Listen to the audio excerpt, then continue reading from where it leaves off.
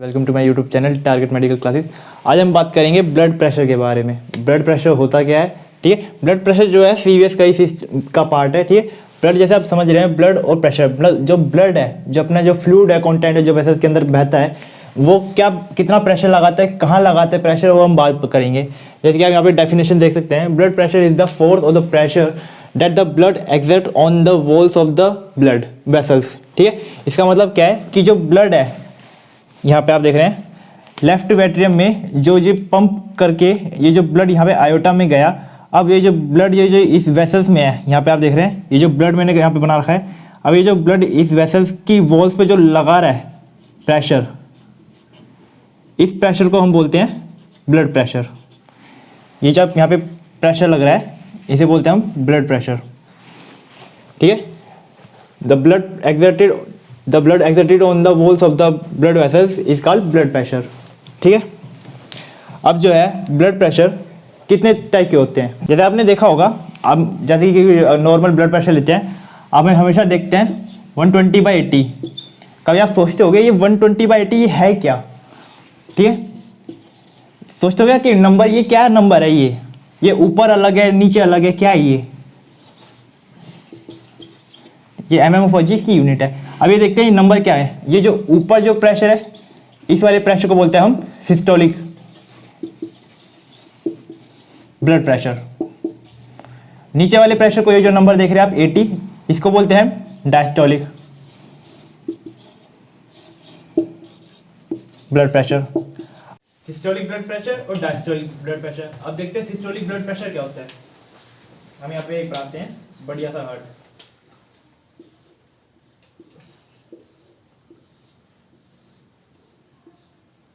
Right atrium, right ventricle, left atrium, left ventricle. अब देखते हैं ये जहाँ से ये जो आर्टरी निकल रही है, इसे बोलते हैं हम aorta, biggest artery of our body, ठीक है। अब लेफ्ट वेंट्रिकल से जो ब्लड है, जो प्रेशर लगा के पूरा जो ब्लड आगे पास होता है यहाँ पे आयोटा में, पूरे प्रेशर से, जो प्रेशर के साथ जो ब्लड यहाँ पे आयोटा में जाता है, जो वो फिर जो प्रेशर से साथ ये जो आर्टरीज पे लगता है, ब्लड जो है आर्टरीज पे जो प्रेशर लगाता है, उस प्रेशर को हम बोलते हैं systolic blood pressure. Systolic blood pressure मतलब क्या है, जैसे कि यहाँ से राइट एट्रियम से आया ब्लड, राइट एट्रियम से राइट वेंट्रिकल, यहाँ से फिर पल्मोनरी आर्टरी से लंग्स में गया, लंग्स से फिर लेफ्ट एट्रियम, लेफ्ट एट्रियम से अपना ब्लड जो है नीचे अपना लेफ्ट वेंट्रिकल में गया। अब जब लेफ्ट वेंट्रिकल जब अपना कॉन्ट्रैक्ट होगा, वो ब्लड जो है नीचे की तरफ फेंकेगा, नीचे की तरफ फेंकेगा मतलब आयोटा के अंदर जाएगा। आयोटा के अंदर जाने के बाद जो ब्लड है बहुत तेजी से जाएगा, जो बहुत तेजी से जाने के बाद जो ब्लड है एकदम जैसे जाता है ना, एकदम पाइप में जैसे पानी छोड़ते हैं, एकदम बहुत ज्यादा बहुत स्पीड से निकलता है। अब ये जो है जो प्रेशर के साथ गया है, ये जो है यहाँ पे वॉल्स पे लगेगा, वॉल्स पे लगते हुए आगे जाएगा, ठीक है। अब ये जो वॉल्स पे ये जो प्रेशर लग रहा है, इस प्रेशर को बोलते हैं सिस्टोलिक ब्लड प्रेशर। और ये जो प्रेशर नॉर्मली जो नॉर्मल होता है, इसे कितना होता है 120 mmHg, ठीक है। अब ये जो प्रेशर है ये कितना होता है 120 mmHg, ठीक है। अब यहाँ पे देखते हैं डायस्टोलिक बीपी। डायस्टोलिक बीपी क्या होता है, ये तो हो गया यहाँ पे सिस्टोलिक बीपी। अब डायस्टोलिक में देखते हैं, ये कोई भी अपनी कोई वेसल्स है, कोई हाथ की कोई आर्म की कोई वेसल्स है। जब ये हार्ट जो होता है रेस्टिंग फेज पे होता है, बिल्कुल एकदम रेस्ट कर रहा होता है, जो उसके अंदर जो ब्लड होता है किसी आर्टरी या फिर किसी वेन के अंदर जो ब्लड होता है, जो वो प्रेशर जो लगाता है, जब ये रेस्ट फॉर्म में होता है, और जो ब्लड होता है किसी आर्टरी या वेन के अंदर जो प्रेशर जो लगाता है ब्लड उसकी वॉल्स पे, उस प्रेशर को वो कितना होता है 80 mmHg, और उस प्रेशर को हम बोलते हैं diastolic pressure, diastolic blood pressure, ठीक है। कितना होता है ये 80 mmHg। अब हम बात करते हैं सिस्टोलिक ब्लड प्रेशर, ये हो गया, डायस्टोलिक ब्लड प्रेशर हो गया।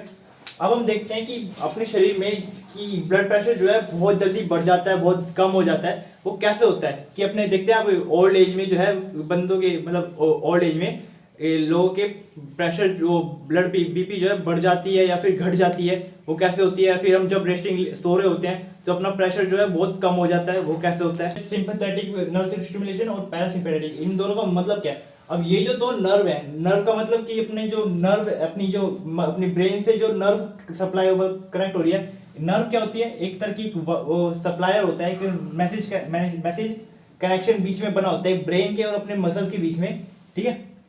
उसे मैसेज को वो पहुंचाने के लिए जो है अपनी नर्व काम आती है, ठीक है। अब नर्व जो है ये आप यहाँ पे देखेंगे दो टाइप में पढ़ेंगे, सिंपैथेटिक और पैरासिम्पैथेटिक नर्व स्टिमुलेशन कैसे कैसे होता है। अब ये जो है हमारे बीपी को कंट्रोल करने में कैसे काम करती है। यहाँ पे देख रहे हैं हम sympathetic nerve stimulation. Sympathetic nerve stimulation का मतलब होता है कि ये जो नर्व है, ये जो अपने जो हार्ट रेट है, अपना बीपी है, इसे बढ़ा देती है। कैसे, अपना जो हार्ट रेट का जो कॉन्ट्रैक्शन है, मतलब जो मसल कॉन्ट्रैक्शन है, उसे बढ़ा देती है।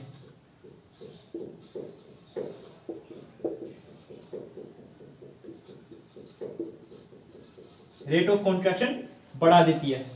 रेट ऑफ कॉन्ट्रैक्शन बढ़ेगा, इससे हार्ट रेट बढ़ेगा, ठीक है। अब बीपी कैसे बढ़ेगा, जो है वेसल्स को कांस्टेंट करके,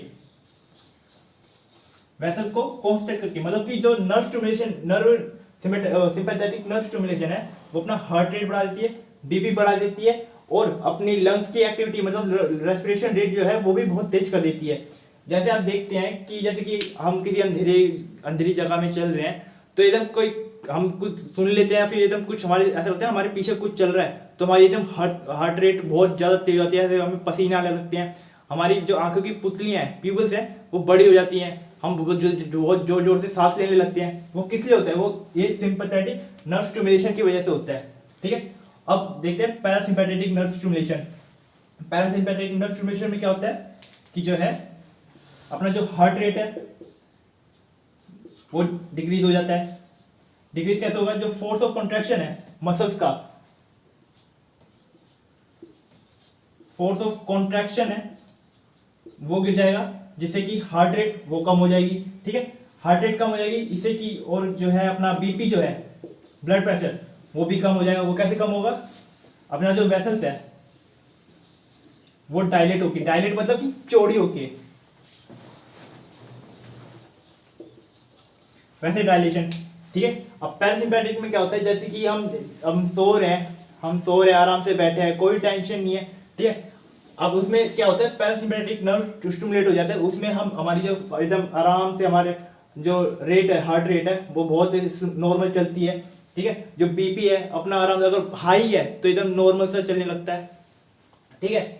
ये होता है सिंपैथेटिक नर्व स्टिमुलेशन और पैरासिम्पैथेटिक नर्व स्टिमुलेशन, ठीक है। अब देखते हैं कि ये दोनों जो नर्व है ये बीपी को कैसे कंट्रोल करती है। कहते हैं कंट्रोल ऑफ बीपी मतलब बीपी जो ब्लड प्रेशर है, अब उसे हम कैसे कंट्रोल करेंगे। कंट्रोल करने के लिए मतलब कि अगर बीपी अगर ज़्यादा हो जाए तो हमारे ब्लड वेसल्स को वो डैमेज कर सकते हैं, उसको पेनिट्रेट कर सकती हैं, उसमें क्लॉट फॉर्मेशन हो सकता है। तो उसको कंट्रोल करने के लिए जो है हमारे जो कुछ दो तरीके दिए गए हैं, short term control, long term control, मतलब कि छोटे से उसमें पीरियड में ही उसे कंट्रोल कर लेना, और लॉन्ग टर्म मतलब कि उसको बड़े प्रोसेस से करके उसे कंट्रोल करना, ठीक है। अब कैसे देखते हैं कि शॉर्ट टर्म कंट्रोल में जो है, अब हमने बात की थी सिंपैथेटिक और पैरासिम्पैथेटिक के बारे में, उसमें जो है उसमें सबसे पहले देखते हैं कि शॉर्ट टर्म में जो है सबसे पहले आता है बैरोरिसेप्टर। बैरोरिसेप्टर क्या होता है, अब बैरोरिसेप्टर में जो है, बैरोरिसेप्टर जो है एक तरह की नर्व एंडिंग होती है। ये जो हमारी आयोटिक साइनस होता है उनमें पाया जाता है, मतलब कि ये अपना आयोटा है, ये अपना आयोटा के अंदर अपने जो कुछ नर्व एंडिंग है, बैरोरिसेप्टर्स,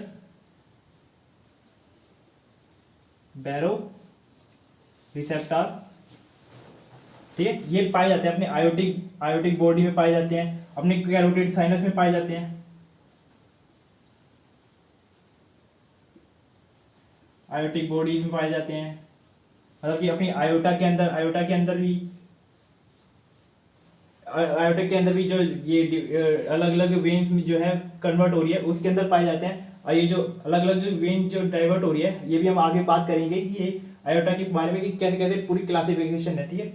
अब ये जो है बैरोरिसेप्टर, ये आयोटिक बॉडीज में पाए जाते हैं, मतलब आयोटा के अंदर पाए जाते हैं। और दूसरा जो है ये है carotid sinus.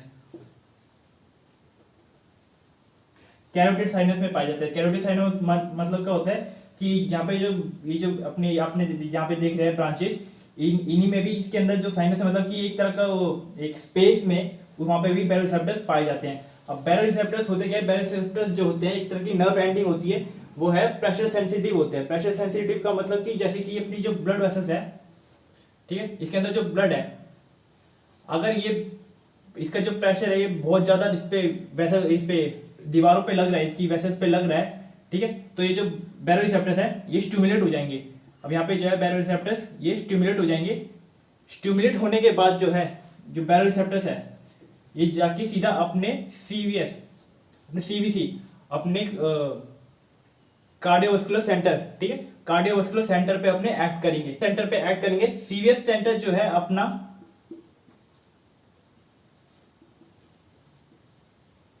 Autonomic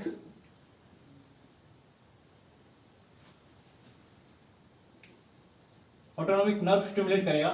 autonomic nerve stimulate जो है अब वो कैसे करेगा, ऑटोनोमिक नर्व स्टिमुलेट करने के बाद अपना सिंपैथेटिक या फिर पैरासिम्पैथेटिक जो है सिस्टम चालू होगा, ठीक है। अब इसको अगर पूरे सही से पढ़ें, जैसे कि अपना बीपी बढ़ रखा है, ठीक है, अब बीपी जो अपना बढ़ रखा है ये आगे अपना स्टिमुलेट करेगा, ठीक है, अपना बैरोरिसेप्टर्स को।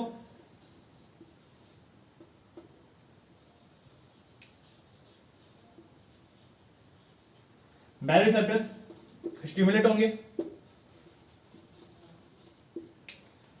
ये अपना सीवीसी मतलब कि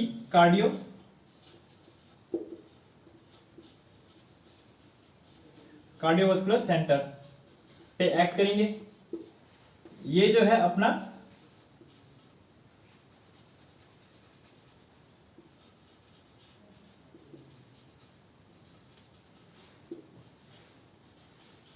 ऑटोनोमिक नर्व स्टिमुलेट करेंगे।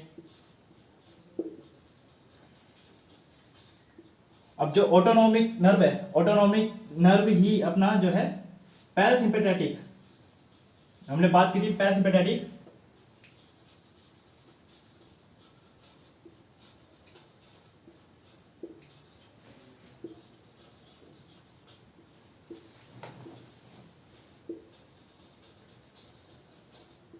पैरासिम्पैथेटिक हमने बात की थी जैसे कि अपना अपना जो हार्ट रेट है उसे कम कर देगा, ब्लड प्रेशर कम कर देगा।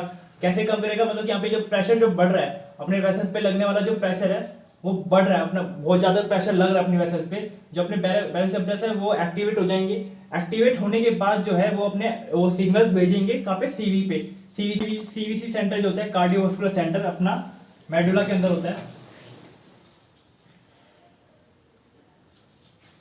मेडुला और पॉन्स ऑफ ब्रेन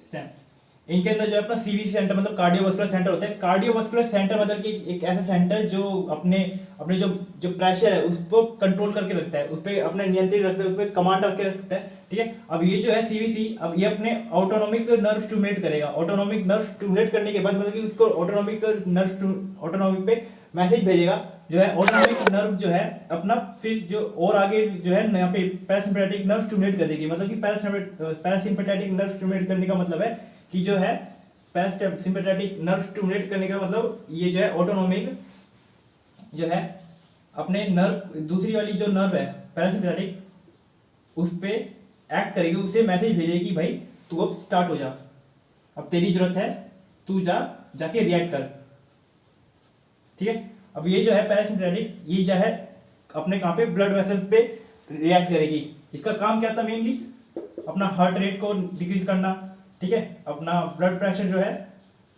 वो डिक्रीज करना और जो है वो वेसल्स को डायलेट करना, ठीक है। अब जो है पैरासिम्पैथेटिक जो है हमें तो अपना बीपी को कम करना है, बीपी को कम करने के लिए हम वेसल्स को चौड़ा कर देंगे, ठीक है।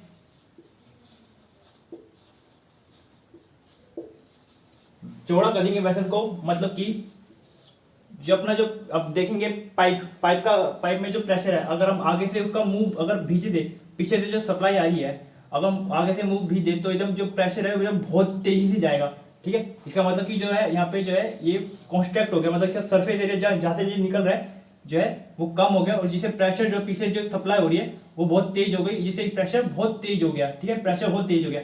अगर यहीं पे हम इसका जो ये जो सरफेस है ये बढ़ा दे, मतलब कि इसे डायलेट कर दे, अगर यहीं पे इसे डायलेट कर दे, इसे चौड़ा कर दे पाइप कोई, तो है जो प्रेशर है वो अंदर ऑटोमेटिकली अपना कम हो जाएगा, प्रेशर कम हो जाएगा, जिससे कि अपना यहाँ पे मेन अपना कंट्रोल हो जाएगा बीपी। वैसे डायलेशन होने के बाद अपना जो बीपी में जो इंक्रीमेंट हुआ था वो दोबारा डिक्लाइन हो जाएगा, मतलब कम हो जाएगा, जिससे कि अपना जो बीपी है जो कंट्रोल में आ जाएगा। ठीक है, ये तो हो गई हमारी बैरो रिसेप्टर की बात। बैरो रिसेप्टर जो है कैसे काम, chemo receptor.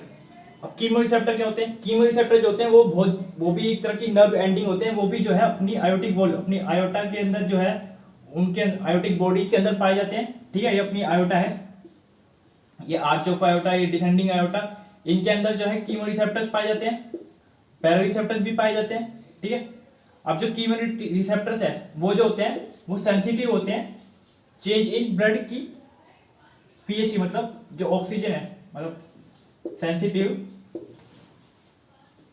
To change in concentration of oxygen और कार्बन डाइऑक्साइड इन ब्लड। ठीक है, अब जो ब्लड यहाँ से जो वो फ्लो हो रहा है, ठीक है, अब बाय चांस उसके में मान लो यहाँ पे उसके अंदर CO2 की मात्रा बहुत ज्यादा है। ठीक है, अगर CO2 की मात्रा ज्यादा है तो फिर वो कैसे रिएक्ट करेगा? CO2 की मात्रा ज्यादा है तो पीएच, मतलब कि जो ब्लड का जो पीएच है उसकी एसिडिक मतलब जो है वो कम होगी, मतलब कि जो ब्लड है वो एसिडिक हो जाएगा नेचर में। ठीक है, एसिडिक हो जाएगा। ठीक है, अब इसको हटाने के लिए, इसको कंट्रोल करने के लिए अपना कीमो रिसेप्टर्स कैसे वर्क करते हैं? जैसे कि अपना CO2 मतलब कार्बन डाइऑक्साइड ब्लड के अंदर बहुत बढ़ा हुआ है, ऑक्सीजन की मात्रा वहीं पे ब्लड में कम है। ठीक है, अगर CO2 बढ़ा हुआ है, ऑक्सीजन की मात्रा कम है, तो इसका मतलब पीएच भी अपना कम है। पीएच मतलब कम है तो मतलब एसिडिक इन नेचर है। मतलब कि जब CO2 की मात्रा ज्यादा है, ऑक्सीजन की कम है, तो टिश्यू को मिलने वाला जो टिश्यू को जो सप्लाई हो रही है, ठीक है, वो जो है उसे सप्लाई पूरी प्रॉपर नहीं हो रही, मतलब उसको ऑक्सीजन तो पूरा मिल ही नहीं रहा, उसको अपना जो प्रोसेस करने के लिए ऑक्सीजन तो मिल ही नहीं रहा। ठीक है, अब ऑक्सीजन करने के लिए क्या करेगा, यहाँ देखते हैं। अपना ऑक्सीजन पाने के लिए जो है कीमो रिसेप्टर्स हमें अपने हैं ब्लड में, वो एक्टिवेट हो जाएंगे।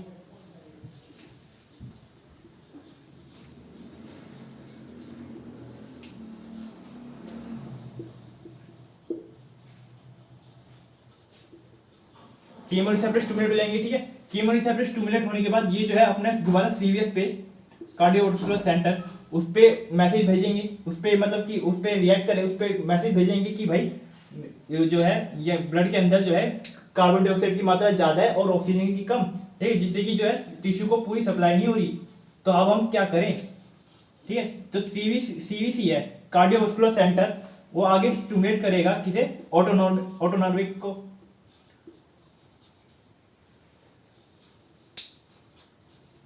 ऑटोनर्व सिस्टम को। ठीक है,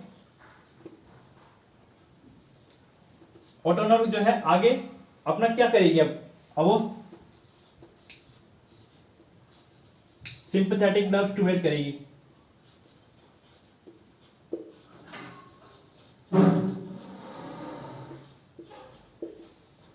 अपना सिंपैथेटिक नर्व स्टिमुलेट करेगी। अब सिंपैथेटिक का हमने बात की थी, क्या करते हैं? हार्ट रेट को बढ़ा देते हैं। ठीक है, हार्ट रेट बढ़ाएंगे मतलब कि फोर्स ऑफ कॉन्ट्रैक्शन है। ठीक है, जो मतलब कि जो कॉन्ट्रैक्ट हो रहा है, जो मसल जो कॉन्ट्रैक्ट हो रही है उसकी दर को बढ़ा देंगे, जिससे कि हार्ट रेट बढ़ जाएगा। हार्ट रेट बढ़ेगा, उसके मतलब फिर से ब्लड प्रेशर भी बढ़ा देंगे। और सिंपैथेटिक को क्या काम करता है? क्या काम था? वेसल्स को कंस्ट्रक्ट करना, वेसल कॉन्ट्रैक्शन। ठीक है, वेसल को कंस्ट्रक्ट कर देगी। अब जो है सिंपैथेटिक जो है अपना ब्लड, अपने जो हार्ट है, ठीक है, हार्ट और लंग की जो है एक्टिविटी उसे बढ़ा देगी। कैसे बढ़ा देगी? हार्ट और लंग्स, उसकी एक्टिविटी बढ़ा देगी। एक्टिविटी कैसे बढ़ाएगी, यहाँ पे देख रहे हैं आप, और वेसल्स को कॉन्स्ट्रक्ट कर देगी, जैसे कि ब्लड प्रेशर जो है हाई हो जाएगा। हाई होने के बाद जो आपका जो हार्ट रेट है वो से भी हाई कर देगी। Heart rate, force of contraction ज़्यादा कर देगी। हार्ट रेट ज़्यादा कर देगी मतलब कि दिल जो है आपका वो जल्दी जल्दी भी वो पंप करेगा। पंप करने के बाद जो है यहाँ पे जो सप्लाई होगी, ठीक है, वो बहुत ज़्यादा होगी। मतलब कि ये जो अपना कॉन्ट्रैक्शन है, मतलब कि वेंट्रिकल जब कॉन्स्ट्रक्ट और रिलैक्स होता है उस स्पीड को बढ़ा देगी। यहाँ पे जो ब्लड है वो जल्दी जल्दी बाहर निकलेगा, ठीक है, वो जल्दी जल्दी जाएगा। अब जल्दी जल्दी जाएगा वो टिश्यू के पास जाएगा, ठीक है। टिश्यू के पास अपनी उसके पास जो ऑक्सीजन की कमी हो रही थी, ऑक्सीजन सही से मिल नहीं पा रही थी, अब वहाँ पे वो जो ऑक्सीजन है वो जल्दी जल्दी जाएगी। मतलब हर एक ब्लड वेसल जो है, मतलब हर एक ब्लड का जो आरबीसी उसके अंदर है वो जल्दी जल्दी आगे पास होगा, हर एक टिश्यू के पास जाएगा, ठीक है। और इसी तरह जो है लंग्स की जो काम करने की जो क्षमता है उसे भी बढ़ा देगी। मतलब कि रेस्पिरेशन जो रेट है, रेस्पिरेशन रेट उसे भी बढ़ा देगी। अब रेस्पिरेशन रेट बढ़ेगा मतलब कि रेस्पिरेशन रेट बढ़ेगा, जो अपना राइट जो वेंट्रिकल है उसे जो ब्लड जा रहा था पल्मोनरी आर्टरी से लंग्स के पास जो है अपना बहुत जल्दी जल्दी जब जहाँ से जब ये सप्लाई आगे जा रही है आयोटा में, तो जाहिर सी बात है कि अपना वीनस रिटर्न मतलब कि यहाँ से ऊपर से जो आने वाला जो ब्लड है पीछे जो सप्लाई हो रहा है वो भी बहुत तेज हो जाएगा, ठीक है। अब यहाँ से जो ब्लड है वो भी बहुत तेज हो गया, वो जाएगा सीधा लंग्स के पास। अब लंग्स के पास बहुत जल्दी जल्दी ब्लड आ रहा है, वो क्या करेगा, वो भी अपना वर्क जल्दी जल्दी करेगा, अपना वर्क स्टार्ट करेगा, ठीक है। अब वो काम क्या काम करेगा, जो रेस्पिरेशन रेट है, मतलब कि जो मतलब एक्सचेंज हो रहा है ऑक्सीजन का वो ब्लड को आरबीसी के बीच में, जो ऑक्सीजन और वो CO2 है जो एक्सचेंज हो रहा है वो भी बहुत जल्दी जल्दी वो जो रेट है उसको भी बढ़ा देगा, ठीक है। अब ये जो रेट है बढ़ा देगा, ठीक है। अब जो ब्लड है ऑक्सीजन जो कैरी करेगी उसे आगे भेजेगा और जो है सप्लाई बहुत आगे तेज हो जाएगी। सप्लाई तेज होने के बाद जो है हर एक टिश्यू को जो है ऑक्सीजन पर्याप्त मात्रा में मिलने लगेगी। इसे जो है इसे बोलते हैं control of BP in short term, मतलब कि कीमो रिसेप्टर्स कैसे यहाँ पे काम करते हैं, ठीक है। अब दूसरी अगर बात करें यहाँ पे आता है लॉन्ग टर्म के बारे में। मतलब कि अब लॉन्ग टर्म मतलब कि हम लंबे समय से हम जो बीपी जो हमारा जो बढ़ रखा है या फिर कम हो रखा है उसे हम कैसे धीरे धीरे करके कैसे ठीक करें, ठीक है। यहाँ पे 3 सिस्टम दे सकते हैं, RAAS, ADH और AMP। मतलब कि RAS में सब इसमें जो हार्मोन्स मेनली जो हार्मोन्स है वो काम कैसे करते हैं। जो RAS सिस्टम है, रेनिन एंजियोटेंसिन एल्डोस्टेरोन सिस्टम है, इसमें जो ये जो एल्डोस्टेरोन हार्मोन है ये काम कैसे करता है। ADH है एंटी डायरेटिक हार्मोन है, और AMP जो है ये एट्रियल नाइट्रोजन पेप्टाइड जो हार्मोन है ये कैसे काम करता है ये हम अगली वीडियो में बात करेंगे। आज के लिए बस इतना ही। थैंक यू और please like and subscribe our video. Thank you.